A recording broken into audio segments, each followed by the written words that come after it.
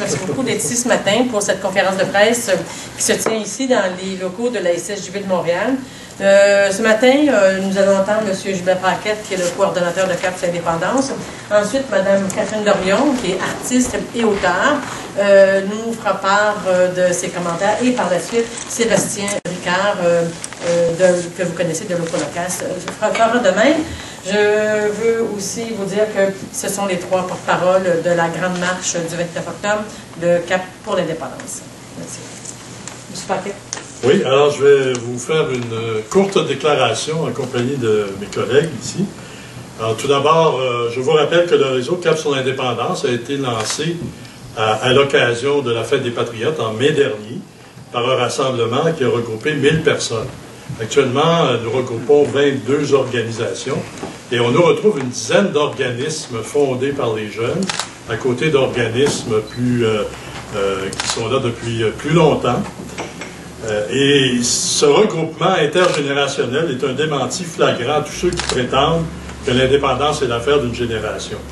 En fait, le combat pour la liberté n'a pas d'âge et celui qui anime le Québec est porté encore plus qu'avant par les jeunes, comme le démontrent les sondages récents et l'évolution des sondages.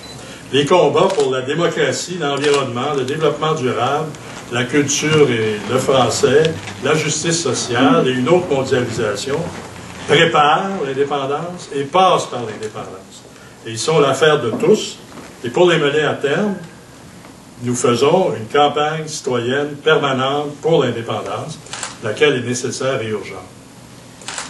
C'est le sens de la grande marche de solidarité du 29 octobre prochain, à laquelle nous convions tous les indépendantistes, quels que soient les mouvements et les partis auxquels ils participent. Initié par deux mouvements membres de CAP sur l'indépendance, le collectif Libre Marcheur qui est représenté ici par Catherine Dorion et le mouvement Mars 2011 qui est représenté par Sébastien Ricard, cette grande marche est appuyée par les 20 autres mouvements de CAP sur l'indépendance. Elle vise à affirmer la solidarité indépendantiste au-delà des divergences d'idées actuelles sur la façon d'y arriver. Le 29 octobre, nous allons mettre de l'avant ce qui nous rassemble et nous allons intensifier notre campagne permanente auprès de nos concitoyens et concitoyennes. Quelles que soient les modalités d'accession à l'indépendance, il existe un impératif présent incontournable qui est d'atteindre une majorité de Québécois et de Québécoises. Et nous pensons que c'est les organismes de la société civile qui sont les mieux placés pour arriver à créer cette majorité qui nous donnera un pays. Donc, nous nous déclarons dès à présent en campagne politique permanente. Nous n'attendons pas une élection ou un référendum pour avancer. Ce moment décisif arrivera d'autant plus vite que nous réussirons la mobilisation qui est entreprise avec la marche du 29 octobre. Nous allons remettre l'indépendance au cœur de nos débats de société. On parle beaucoup de s'occuper des vraies affaires de ce temps-ci. Mais pour cela, il faut contrôler nos affaires. Et lorsque nous ne pouvons même pas gérer nos ponts nous-mêmes, lorsque nous ne contrôlons pas nos affaires, lorsque nous continuons d'envoyer 50 milliards de dollars d'impôts et de taxes à Ottawa chaque année, nous ne contrôlons pas nos affaires, lorsque nos lois fondamentales comme la Charte du français sont bafouées, défaites par une Cour suprême qui obéit à une constitution étrangère qui nous a été imposée, nous ne contrôlons pas nos affaires. Il n'y a pas de situation plus antidémocratique que celle d'un peuple qui se voit géré par une constitution qui lui a été imposée unilatéralement sans qu'il ne soit même consulté. Aucun peuple n'accepterait longtemps une telle situation. Cette condition est le lot des colonies, des nations annexées, subordonnées. La base de la démocratie, c'est la souveraineté du peuple. Et notre liberté collective en tant que nation nous redonnera la liberté d'agir par nous-mêmes sur toutes les questions qui nous concernent. CAP sur l'indépendance est donc une initiative citoyenne pour la démocratie et le seul véritable changement dont nous avons besoin pour arriver à faire tous les autres dont nous avons besoin également. L'indépendance est réalisable plus vite qu'on ne pense.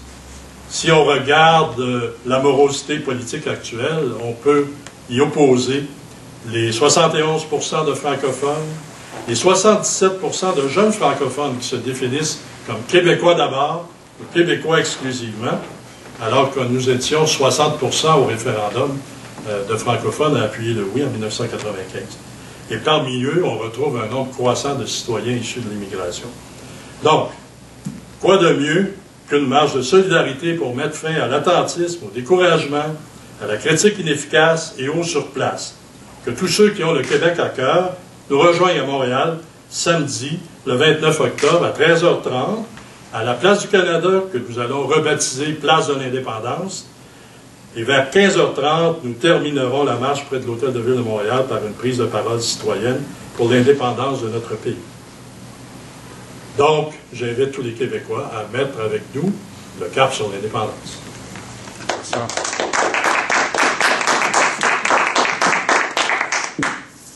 Madame Dorion. Alors, je voudrais répondre tout de suite aux interrogations de ce que certains auront assurément sur pourquoi faire une marche après, parce qu'on s'entend que beaucoup de gens remettent en question l'utilité de ces choses-là, ou comme les pétitions, ou d'autres trucs comme ça. En fait, on assiste en ce moment au Québec, pas seulement au Québec, mais dans tout le monde occidental et même au-delà, à une marginalisation politique du désir, de la démocratie, du désir des citoyens. Et au Québec, on assiste aussi à une marginalisation politique, c'est-à-dire au niveau politique, de la souveraineté. Et pourtant, en même temps, il y a une réappropriation du désir de pays par les citoyens. Il y a la société civile qui, en même temps qu'au niveau politique, ça semble vouloir s'étioler ou s'affaiblir.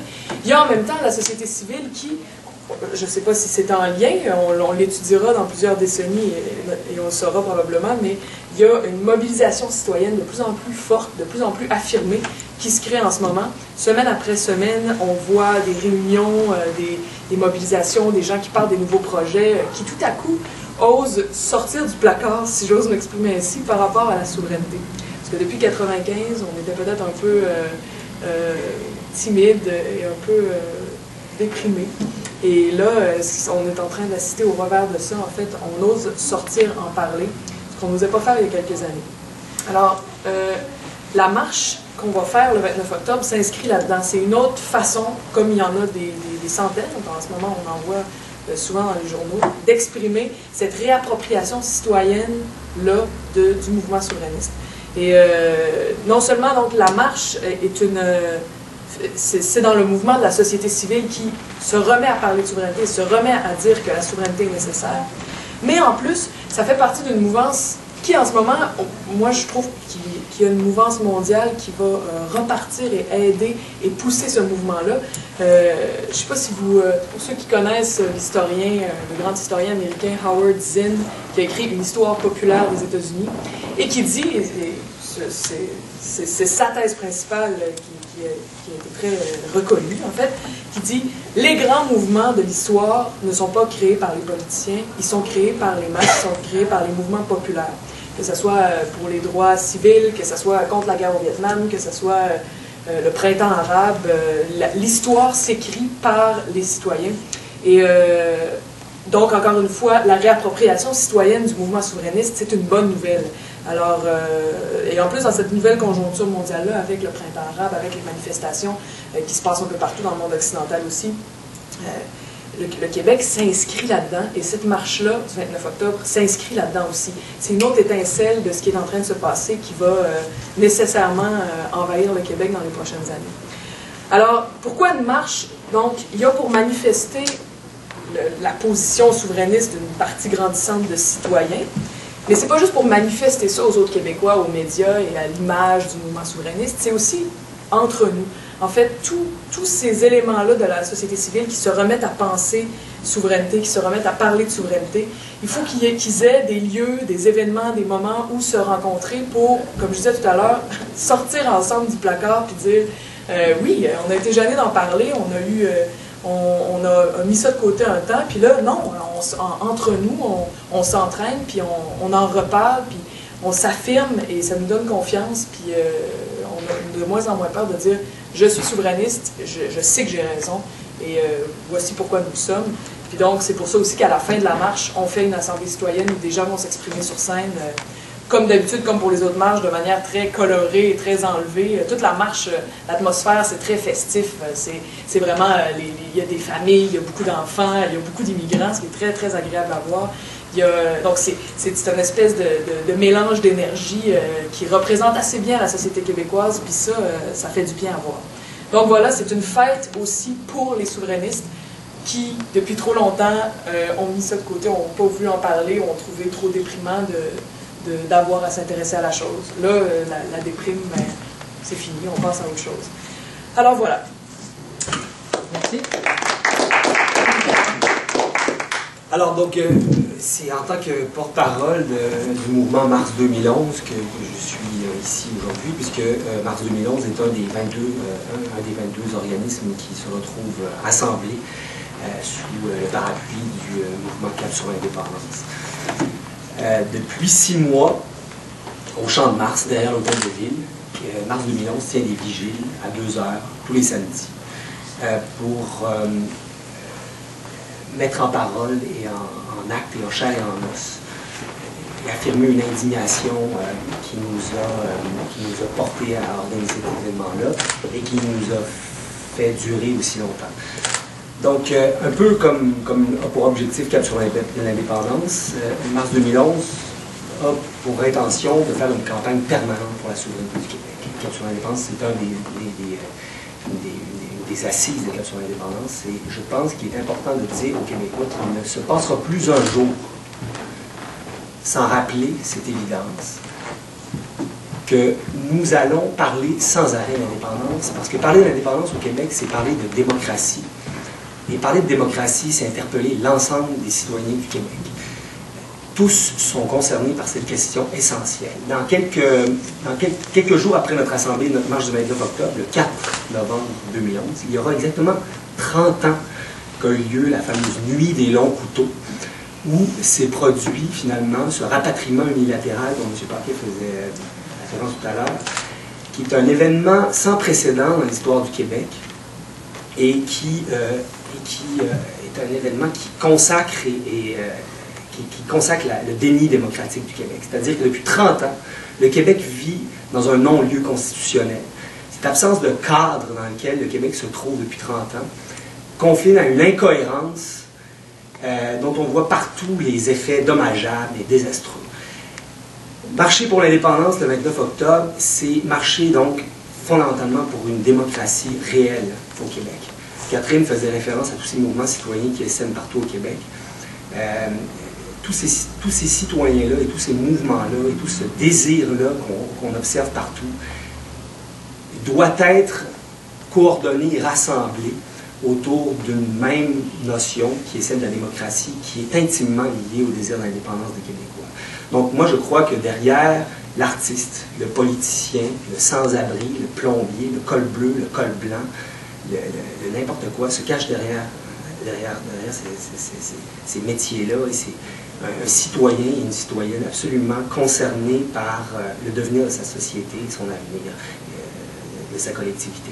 Donc c'est de cela dont il faut absolument et nécessairement parler sans arrêt, puisque, encore une fois, cette collectivité et cette cohérence et cette cohésion sont profondément minées par cette absence de démocratie au Québec. Je vais vous laisser sur une citation de l'écrivain Pierre Vadeboncoeur qui, je crois, résume assez bien mon propos et sur l'indépendance, la démocratie qui est l'affaire de tous, au fond. Parce que derrière le souverainiste et derrière le fédéraliste, il y a un démocrate, au fond, au Québec.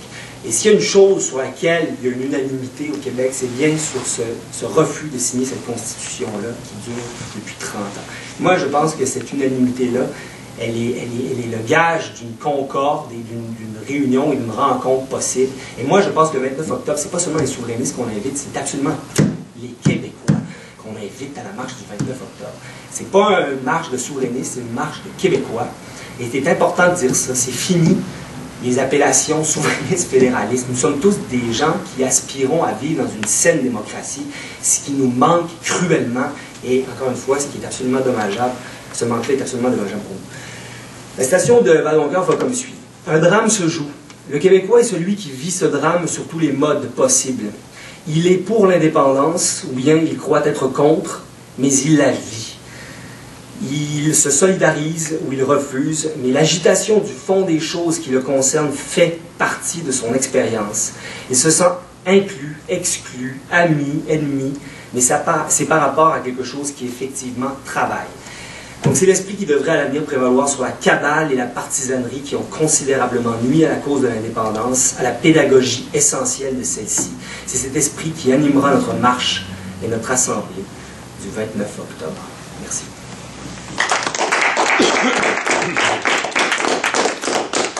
Période de questions?